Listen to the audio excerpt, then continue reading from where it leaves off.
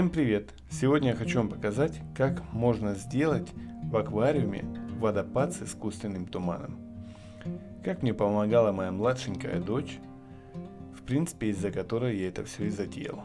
В общем, не буду вас отвлекать от просмотра, вы сейчас сами все увидите.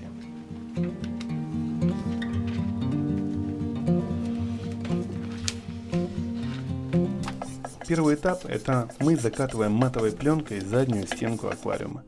Это делают, как правило, для того, чтобы все внимание сфокусировать на том, что будет в аквариуме, а не за пределами его.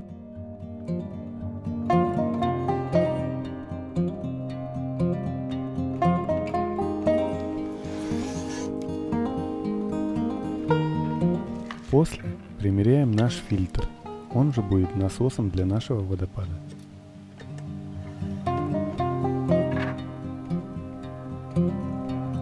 Теперь мы снимаем размер для того, чтобы сделать короб под наш фильтр, который мы обложим потом камнями. Набросок сделали, приступаем к изготовлению.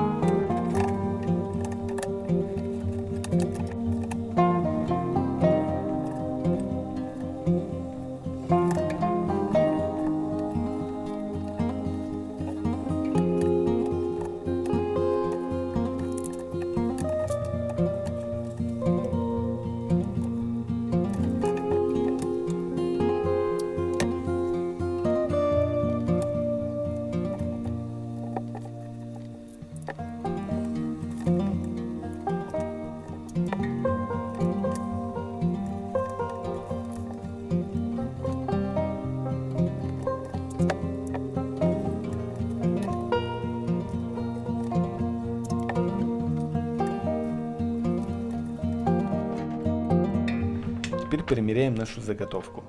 Как вы видите, я сделал не только место для фильтра, но и заранее продумывал про пещерку для рыбок. Я очень люблю, когда у нас есть лабиринтовые рыбы, и они заплывают в пещеры и выплывают из них там сомики, гурами и тому подобное. Ну, в общем, таких хватает.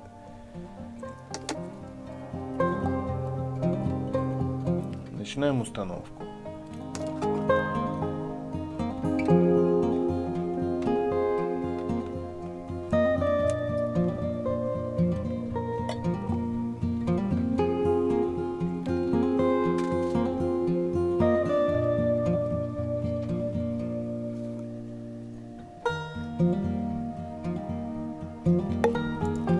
Герметик, который я тут использую, я вам не рекомендую. Я только через время обнаружил, что он становится белого цвета из-за контакта с водой. Хотя в инструкции написано: назначение для надежного склеивания, герметизации и уплотнения различных материалов в строительстве, судостроении, авиастроении, автомобилестроении и промышленности. Но факт налицо, с водой он контакта не любит. Так что не знаю, про какие судостроения они тут говорят, или авиастроение, даже автомобилестроение. Ну, как бы полный бред.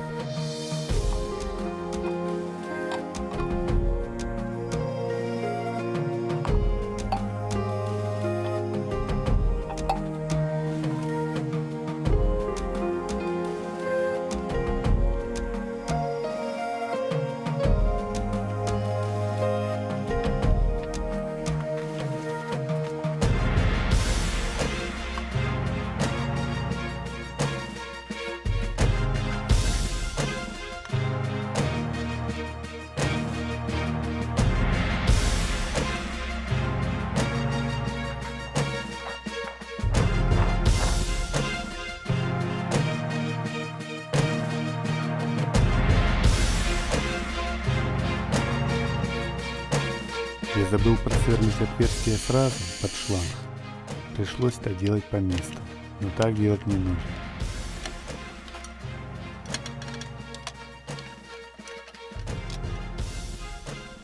Теперь устанавливаем шланг, по которому будет подниматься вода на наш водопадик, и укладываем фильтр.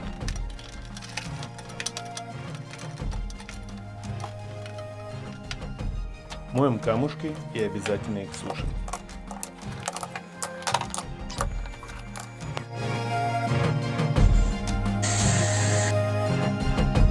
Камни высохли, начинаем подбор и установку камней на наш водопад.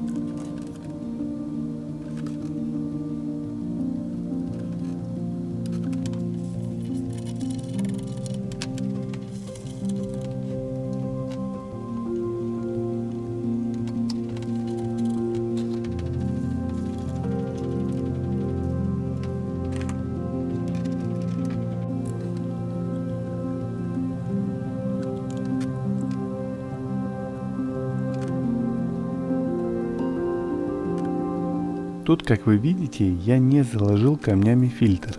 Дело в том, что я планирую сделать часть водопада разборной, дабы можно было иногда чистить фильтр. Тщательно обклеиваем ПВХ песком, чтобы даже если будут какие-то щели между камнями, черная ПВХ не просматривалась.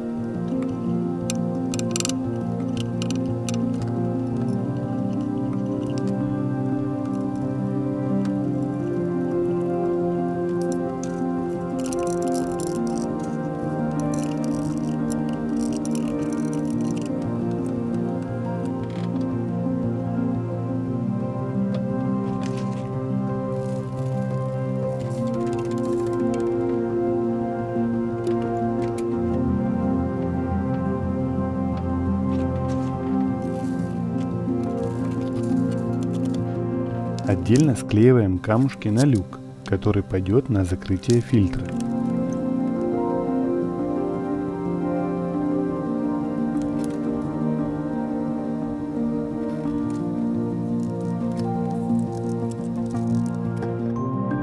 Проверяем на прочность камни после того, как высох герметик.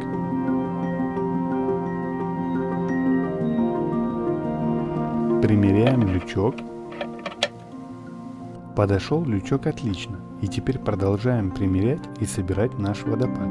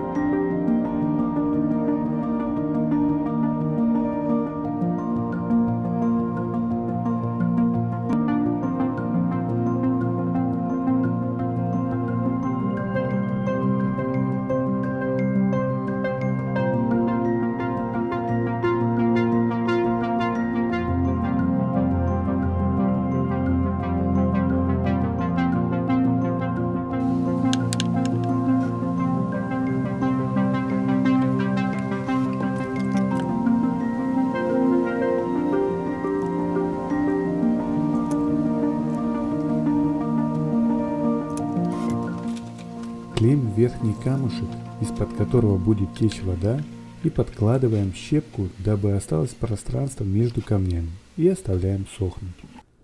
А пока водопадик сохнет, мы делаем каркас под туман.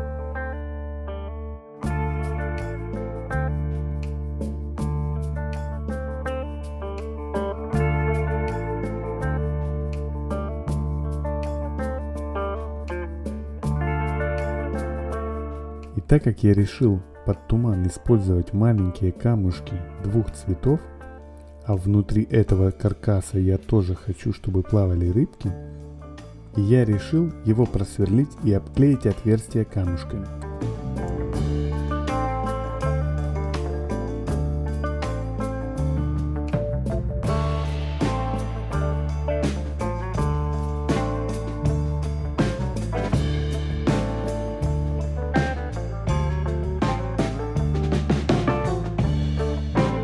Так как по моим расчетам глубина воды в аквариуме будет 15 сантиметров, мне пришлось искусственный туман приподнять на 8 сантиметров выше дна аквариума.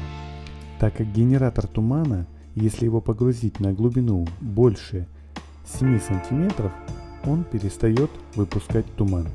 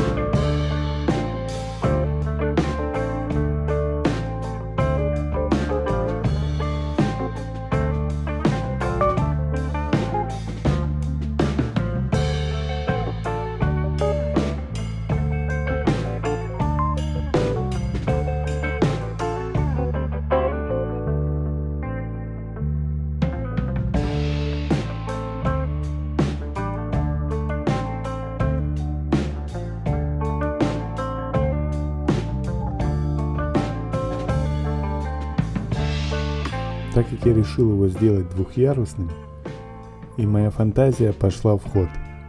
Клеил все, что приходило в голову, изгибал, гнул, в общем, фантазировал, ничего заранее не чертил, как бы все было из головы.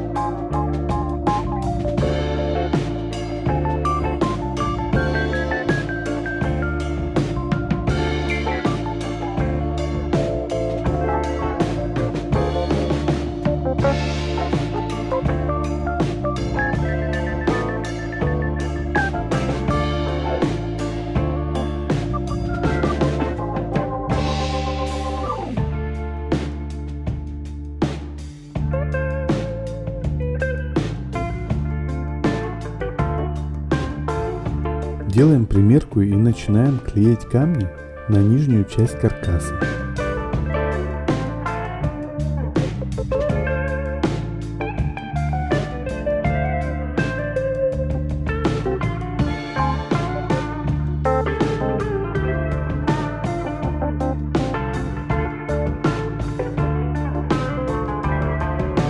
Продолжаем собирать верхнюю часть.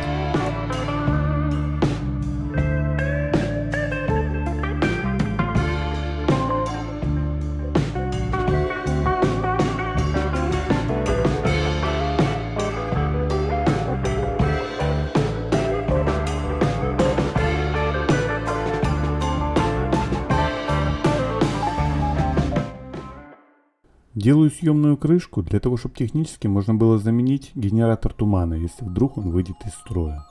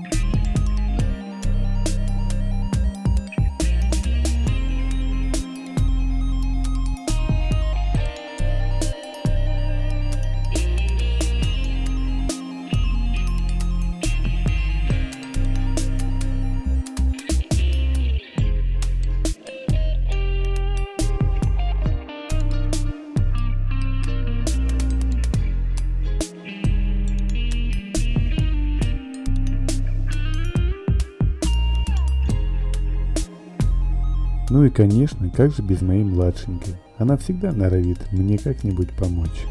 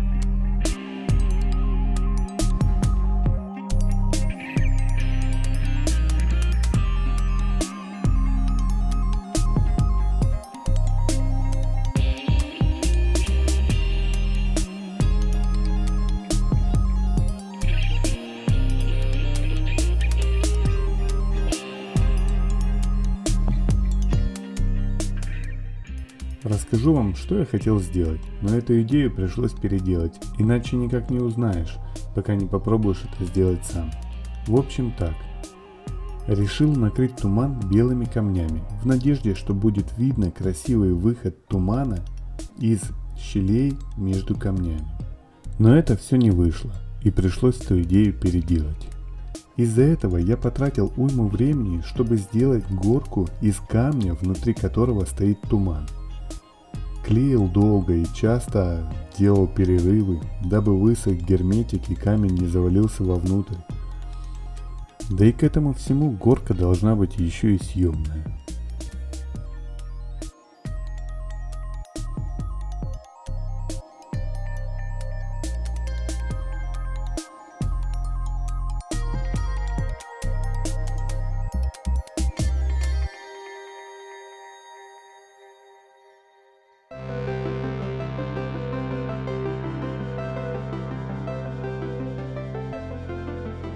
Делаем отверстие между нашими уровнями, чтобы была циркуляция воды.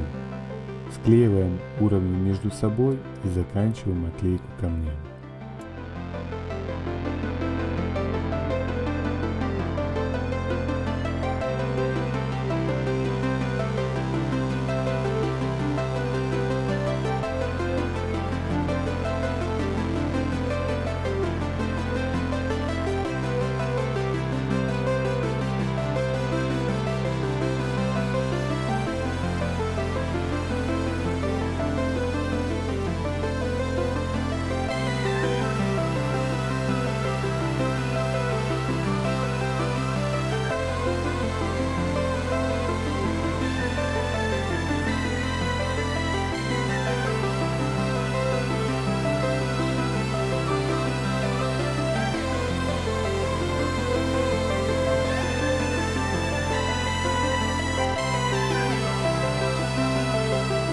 Устанавливаем туман и клеим каркас в аквариум.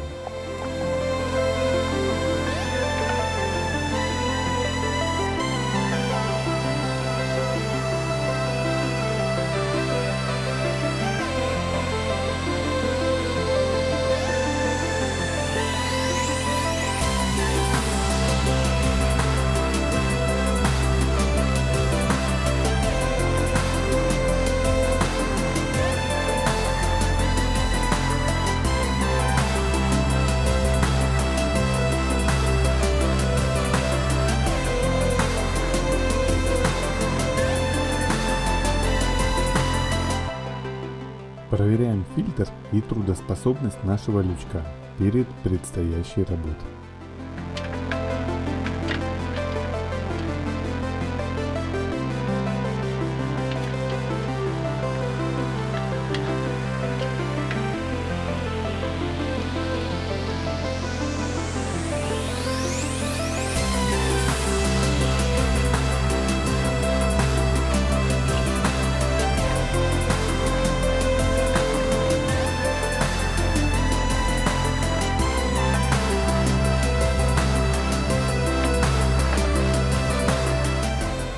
Я решил камнями, которые остались от второго каркаса, засыпать часть дна под этим же каркасом, а остальное засыпать песком. Таким образом получилось две крутые противоположности, и по одной у нас будет стекать вода, а из другой у нас будет выходить туман.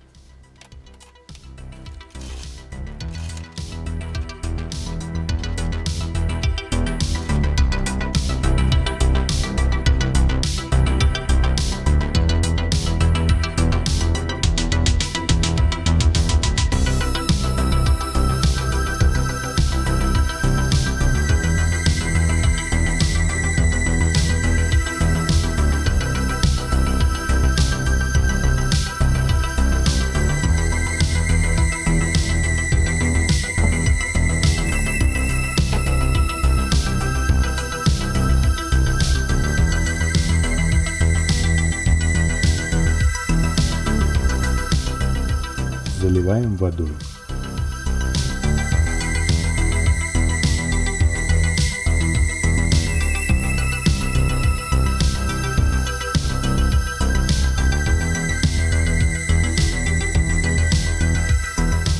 Проверяем, как становится наша палочка.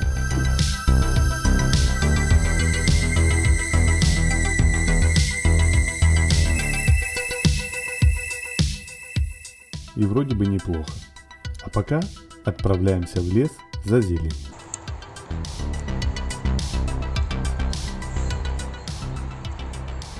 Красиво мох вырос, да? Как ковер, да? Да, как ковер на палке. Собираем с помощницей мох. После моем и подбираем к нашему водопаду.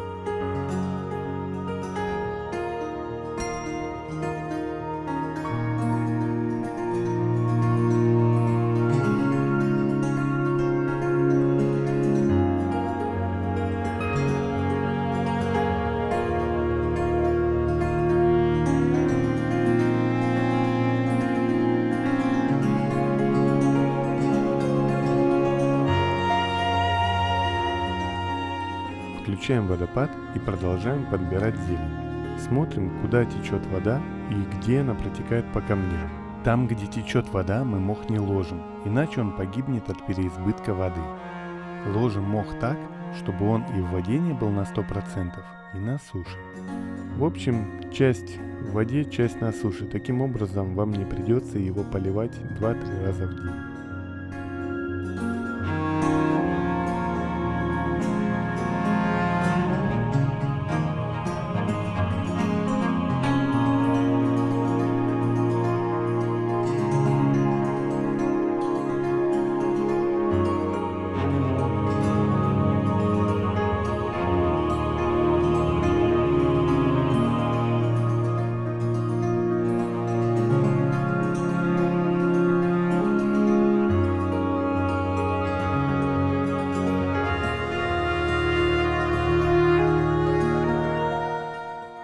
Попробую оставить так, но помните, всегда можно мох заменить или переместить.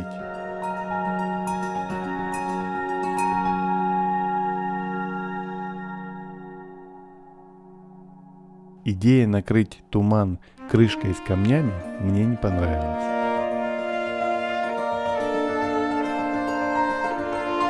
И вот что произошло без крышки с камнями. Тумана стало гораздо больше. И я решил его переделать. А вот что пошло не так, так это явно, что камень конденсирует из тумана воду, и поэтому тумана становится гораздо меньше. И я нашел выход из этой задачи. Решил засыпать камни вовнутрь и сделать углубление, из которого выходит туман.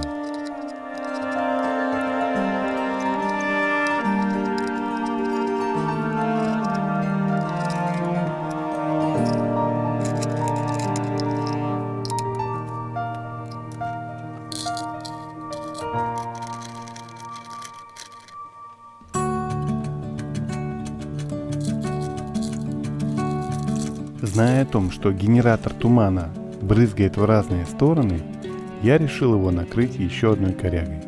И захотелось мне еще и травку посадить. Газонную. Итак, для рыхлости земли добавляем кокосовый субстракт, землю, еще землю. Перемешали. Семена. Семена перемешали. Воду перемешали. Ну, в общем, посадили.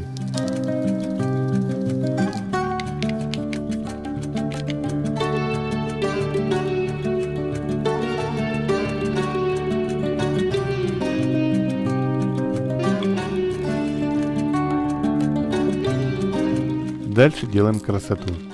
И решил сделать так. Зафиксировать волокна под мхом, дабы придать природности моему изобретению. Решил не использовать клей и воспользоваться сверлом. Насверлив отверстие, я вставил туда волокна и после зажал их кусочками зубочисток. Таким образом, я не использовал токсичных клеев, и мое изобретение осталось полностью экологичным.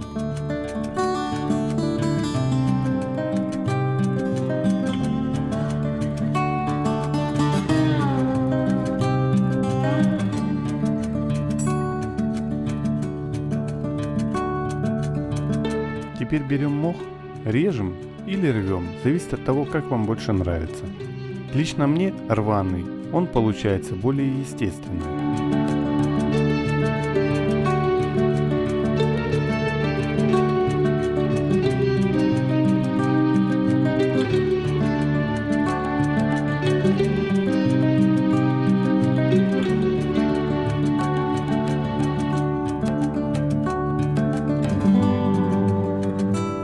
Дальше обворачиваем мхом и фиксируем ниткой. Сильно не натягиваем, дабы не повредить мох. За нитки не переживаем, мох их обрастет и видно их не будет. Ну а если какую-то и будет видно, то ее обрежем через некоторое время, когда приживется мох.